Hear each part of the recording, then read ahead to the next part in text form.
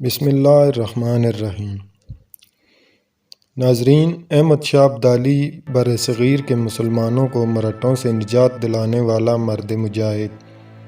احمد شاہ ابدالی کو افغان عوام محبت و عقیدت سے احمد شاہ بابا کے نام سے یاد کرتے ہیں اور اسی عقیدت سے اس عظیم افغان فرمانروا کی قبر پر حاضری بھی دیتے ہیں، جس نے 18ویں صدی عیسوی میں قندھار میں افغان سلطنت کی بنیاد رکھی اور صرف ربع صدی کے عرصہ میں اس کی سرحدیں دریائے آمو سے دریائے سندھ تک اور تبت سے خراسان تک وسیع کر کے 51 برس کی عمر میں دنیا سے رخصت ہو گیا۔ احمد شاہ ابدالی 1724 عیسوی میں پیدا ہوئے۔ افغانستان کے ابدالی قبیلہ کے پوپلزئی خاندان کی سدوزئی شاخ سے اس کا تعلق ہے۔ اس کا باپ سردار زمان خان مرحوم ہرات پر ایرانیوں کے قبضہ کی مزاحمت کرتا رہا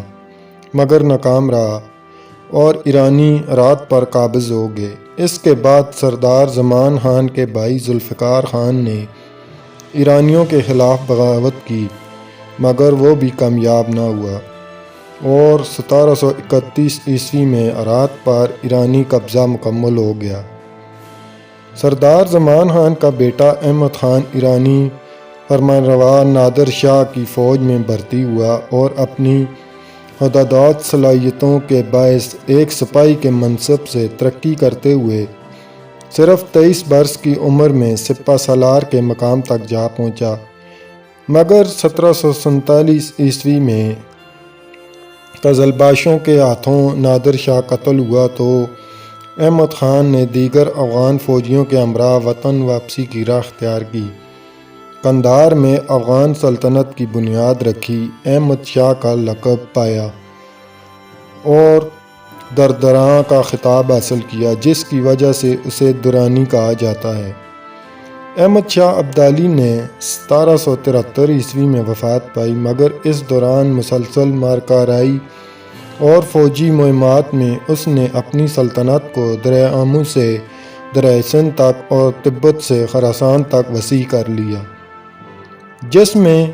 کشمیر، پشاور، ملتان، سندھ، بلوچستان، ایرانی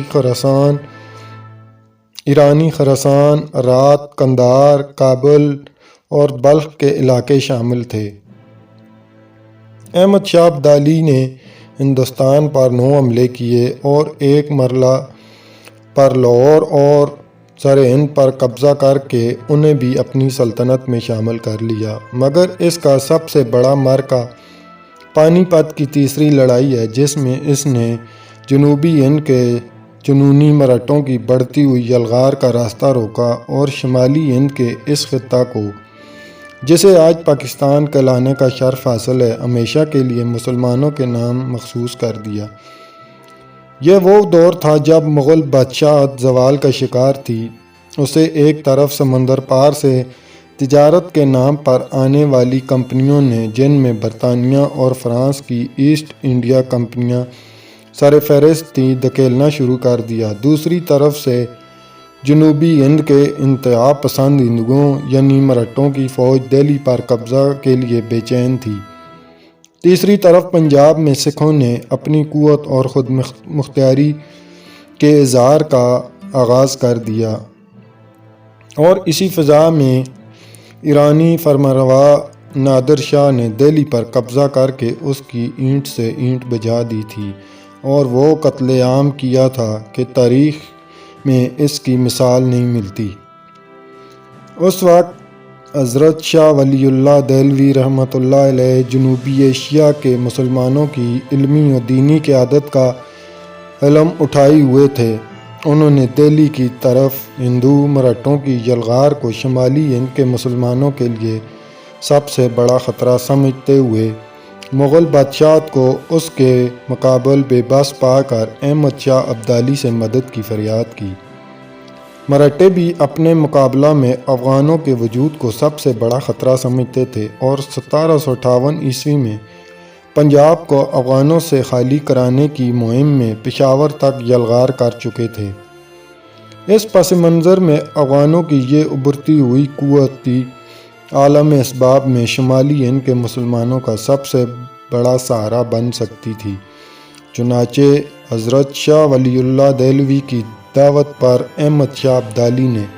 1761 عیسوی میں مرہٹوں کے مقابلہ کے لیے ہندوستان پر لشکر کشی کی اور پانی پت کے میدان میں مرہٹوں کو تاریخی شکست سے دوچار کرنے کے بعد دہلی کی حکومت ایک بار پھر مغل بادشاہ محمد شاہ کے سپرد کر کے اپنے وطن واپس لوٹ گیا۔